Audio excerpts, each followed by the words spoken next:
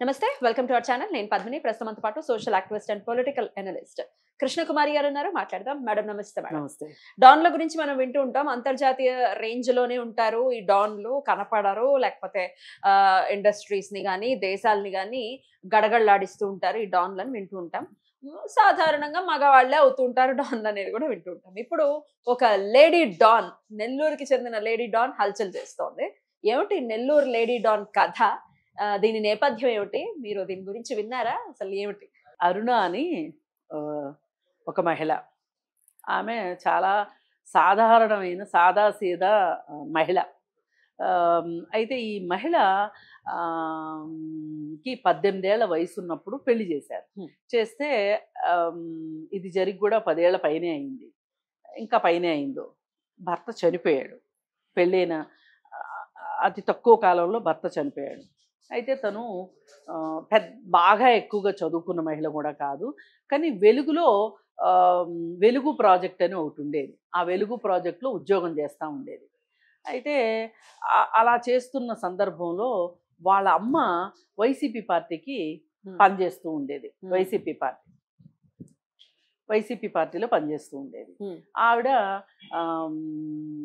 అలా ఈమెకు కూడా వైసీపీ పార్టీ వాళ్ళతోటి పరిచయాలు ఉన్నాయి. ఈ పరిచయాలతోటి ఏం జరిగింది అంటే ఈమె క్రమక్రమంగా కాస్త వైసీపీ మీటింగులకి వాటికి ఈ వెలుగు ప్రాజెక్టులో పనిచేసిన పరిచయాలను బట్టి ఆ మీటింగులకి మహిళలను తీసుకురావటం అట్లా తను కాస్త పార్టీకి చేదోడు వాదోడుగా ఉండటం మొదలెట్టింది. పార్టీకి చేదోడు వాదోడుగా ఉంటుంది అంటే పార్టీలో నాయకులకు కూడా చేదోడు వాదోడుగా ఉన్నట్టే కదా. వాళ్ళల్లో ముఖ్యంగా వినిపించేది ప్రసన్న కుమార్ రెడ్డి పేరు వినిపిస్తుంది. నల్లపురెడ్డి ప్రసన్న కుమార్ రెడ్డి పేరు వినిపిస్తుంది. ఆయనతోటి ఏకంగా ఈవిడ ఇలా కాస్త ఈమె హవా పెంచుకుంటున్న సందర్భంలో ఈమె కాస్త ట్రాన్స్ఫర్మేషన్ కూడా చాలా బాగా వచ్చేసింది. ఆ ట్రాన్స్ఫర్మేషన్ ఏంటి అంటే బాగా మేకప్ వేసుకోవడము, బాగా అందంగా తయారు కావటము, మంచి మంచి ఖరీదైన చీరలు కట్టుకోవడము, ఆమె కాస్త ఒక ఆడంబరాన్ని ఆమె చుట్టూతూ చేర్చుకుంది. అదే 2014లో ఆమె మొదటిసారి ఆమె వెలుగు ప్రాజెక్టులో పనిచేసేప్పుడున్న ఆమె ఫోటోకి ఇప్పుడు ఈరోజు ఆమె ఫోటోకి చూస్తే ఎవరు కనిపెట్టలేరు అసలు ఆవిడ ఈవిడేనా అనిపించేలాగా అంత మార్పు వచ్చేసింది. ఒక సినిమా స్టైల్లో ఈవిడ చాలా మారిపోయింది. అంటే ఒక అత్యాధునిక యువతిలాగా మారిపోయి అంటే వేష భాషలు, వేసుకునే బట్టలు, ఆ పరిచయాలు, తిరిగే కార్లు అన్నీ చాలా మార్పు వచ్చేసింది ఆమె జీవితంలో. చాలా వేగంగా మార్పులు వచ్చినాయి. ఈ మార్పుల్లో భాగంగానే కరెక్ట్గా 2014 నుంచి 19 అయిపోయిన తర్వాత 19 తర్వాత వైసీపీ పార్టీ గెలిచిన తర్వాత ఆమె హవా ఇంకా కొంచెం ఎక్కువైంది. ఎట్లా అంటే ఈ ఆఫీసులకి వెళ్ళడము, సెక్రటేరియట్కి డైరెక్ట్గా వెళ్ళడము, ఐపీఎస్లు ఐఏఎస్లతో మాట్లాడటము, మంత్రులతో మాట్లాడటము, అలాగే ఎమ్మెల్యేలతోటి సన్నిహిత సంబంధాలు కొనసాగించటము, ఒకళ్ళతో సన్నిహితంగా ఉంటే చూసి ఇంకొకరు ఈమె మనతో సన్నిహితంగా ఉంటే బాగుండు అని అనుకోవడము, ఈవిడ కూడా వాళ్ళతోటి సన్నిహితంగా ఉంటే ఆమెకు వచ్చే ప్రయోజనాలు ఏంటో ఆలోచించుకుని ఈమె కూడా బాగా బేరీజు వేసుకొని బాగా ఈమె ఒక రాజ్యాంగేతర శక్తిగా ఎదిగింది. అరుణ ఎదిగి ఒక లాబీయిస్ట్గా, పొలిటికల్ లాబీయిస్ట్గా మారిపోయింది. ఈ పొలిటికల్ లాబీయిస్ట్గా మారినప్పుడు మరి అందరితోనూ మాటలు మంతులు అన్నీ మాటామంతి అన్నీ వచ్చేసేస్తాయి. ఈవిడ ఒక ప్రముఖురాలిగా తయారైంది. ఇది తయారైనప్పుడు ఈవిడ ఒకసారి ఈవిడ్ని జైలుకి గెస్ట్గా పిలిచారు. జైల్లో ఏవోదో ఫంక్షన్ జరుగుతుంటే ఫంక్షన్లో ఈవిడ్ని గెస్ట్గా పిలిచారు. అక్కడికి వెళ్ళినప్పుడు అక్కడ శ్రీకాంత్ అని ఒక యావజ్జీవ ఖైదు పడిన ఒక ఖైదీకి ఈవిడ మనసు బారేసుకుంది. చూపులు కలిసిన శుభవేళలాగా అయిపోయింది. ఖైదీతో ప్రేమలో పడి ఈమె తరచుగా ఈమెకున్న అవకాశాలని అంటే ఈమెకున్న పరిచయాలను బట్టి తరచుగా జైలుకి వెళ్ళడము, అతనితోటి మాట్లాడడము ఇవన్నీ జరుగుతూ వచ్చి ఇంక ఈవిడికి ఏమనిపించిందంటే ఏమైనా సరే ఇతన్ని పెరోల్ మీద బయటికి తీసుకుని వచ్చి అతనితోటి కలిసి ఉండాలి అనే ఒక కోరిక బాగా పెరిగింది. అతనికి కూడా బయటికి రావాలి, స్వేచ్ఛ వాయువులు పీల్చుకోవాలి, ఈవిడితో డ్యూయెట్లు పాడుకోవాలని అతనికి కూడా అనిపించి సరే ఈమె ఏం చేసింది, ఈమెకున్న పరిచయాలను బట్టి ఒక మినిస్టర్ గారి అబ్బాయితో కూడా ఈమెకు పరిచయాలు ఉన్నాయి. ఆ మినిస్టర్ గారి అబ్బాయి ద్వారా మినిస్టర్ గారికి 11 లక్షల లంచం ఇచ్చి అతన్ని పెరోల్ మీద విడుదల చేసింది. విధి ఎంత బలీయమైందంటే ఈమె అతన్ని ఏ గ్రౌండ్స్ మీద తీసుకొచ్చింది, అతనికి అనారోగ్యంలో ఉన్నాడు, అతనికి ఆరోగ్యం రీత్యా ఆరోగ్య కారణాల రీత్యా ఆయనకి బెయిలు అని చెప్పి పెరోల్ అని చెప్పి తీసుకొచ్చి హాస్పిటల్లో జాయిన్ చేశారు. హాస్పిటల్లో జాయిన్ చేసిన తర్వాత నిజంగా అతనికి అనారోగ్యం ఉంటే కదా, అనారోగ్యం లేదు.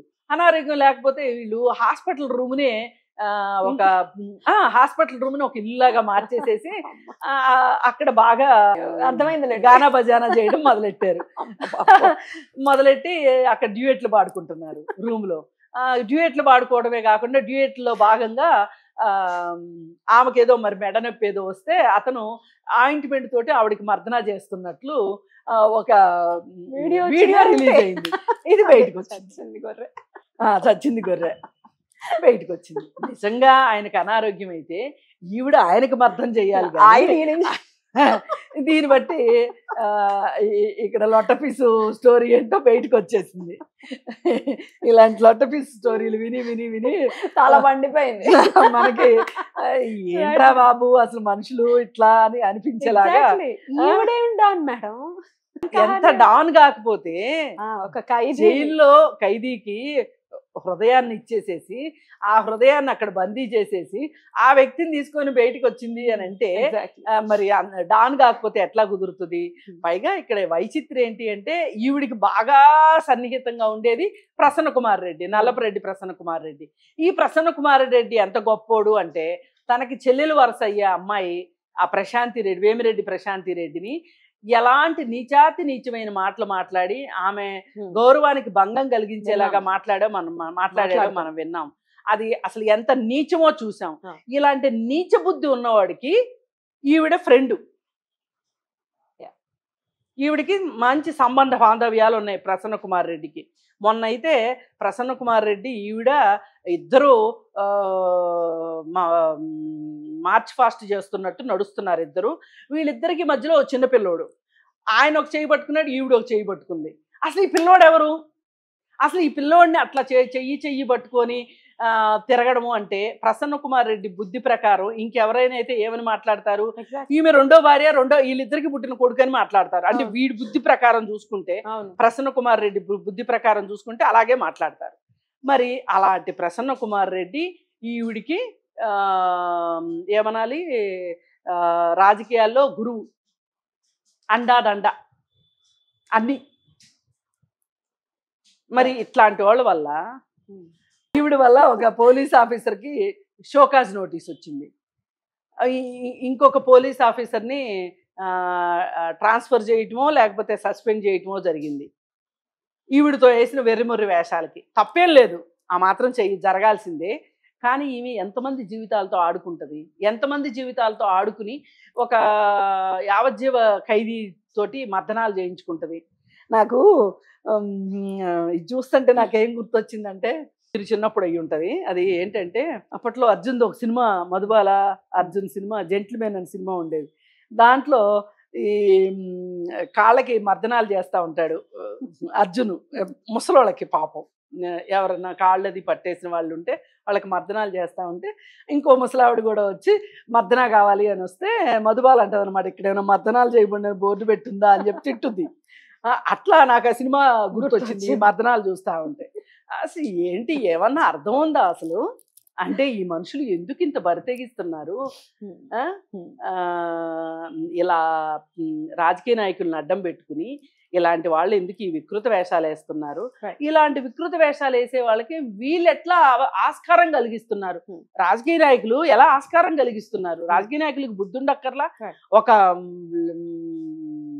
ఏ పదవిలో లేని ఒక పురుషుడు కావచ్చు, స్త్రీ కావచ్చు, వచ్చి సెక్రటేరియట్లో పెత్తనం చేయడము, అందరికీ తలలో నాలుగులాగా ఉండి ఈ చపరాసి పనులన్నీ చేయడము, లేడీ డాన్లుగా ఉండటము, పవర్ బ్రోకర్స్గా ఉండటము. మొన్నటికి మనం చూసాము వెంకటేష్ నాయుడు అనే అతని దీంట్లోనేమో జీతం ఎంత అంటే ఆదాయం ఎంత సంవత్సరానికి అంటేనేమో 5 లక్షలు. వాడు బతికేమో రోజుకి 5 లక్షలు ఖర్చు పెట్టేలాగానేమో వాడు బతికాడు. చార్టెడ్ ఫ్లైట్లో సినిమా యాక్టర్లతో తిరగడము ఇవన్నీ ఎలా చేశాడండి?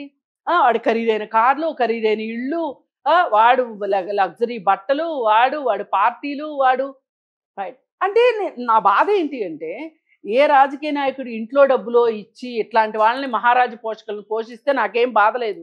కానీ ఈ రాజకీయాల్లో ఖర్చు పెట్టే డబ్బు ఏదైతే ఉందో ప్రజాధనం కదా, ప్రజల రక్తమాంసాలు, ప్రజల్ని మోసం చేసి వాళ్ళని లూటీ చేసి సంపాదించిన డబ్బులు కదా. ఆ డబ్బుల్ని ఈ విధంగా ఇట్లాంటి పవర్ బ్రోకర్స్ విలాసాలకి వాడుకోవడం అనేది ఎంత దుర్మార్గం. అందుకని రాజకీయ నాయకులు కూడా ఎంతో కొంత ఆలోచించాల్సిన అవసరం ఉంది. ఇప్పుడు ఈవిడ రాజకీయాల్లో లేదుగా, అంటే ఆమె ఉన్న ప్రాతినిధ్యం ఇచ్చిన పార్టీ ఇవాళ అధికారంలో లేదు కాబట్టి ఈవిడ బండారం బయటకు వచ్చింది. లేకపోతే కొనసాగుతూనే ఉండేది కదా. కరెక్ట్. అందుకని దీని మీద చర్యలు తీసుకోవాల్సిన అవసరం ఉంది. ఇప్పుడు అసలు అతనికి పెరోల్ ఇచ్చింది ఎవరు? అతని అనారోగ్యం ఏ రీజన్ తోటి, ఏ దొంగ సర్టిఫికెట్లు పెట్టి అతనికి అనారోగ్యం కారణంతో పెరోల్ ఇచ్చారు, మొత్తం బయటికి రావాల్సిన అవసరం ఉంది. ఇట్లాంటి కొన్ని కేసులు అప్పుడప్పుడైనా సరే గంటి కాల్చి వాత పెడితే గానీ ఇలా చెయ్యాలనుకునే వాళ్ళకి కాస్త చురుకు, అంటే చేయాలనుకునే వాళ్ళు ఆలోచిస్తారు. అంటే దొంగలు ఎట్టి పరిస్థితుల్లో దొరుకుతారు అనే ఒక ఆ ఫీలింగ్ ని సొసైటీలో పంపించగలగాలి. డెఫినెట్లీ.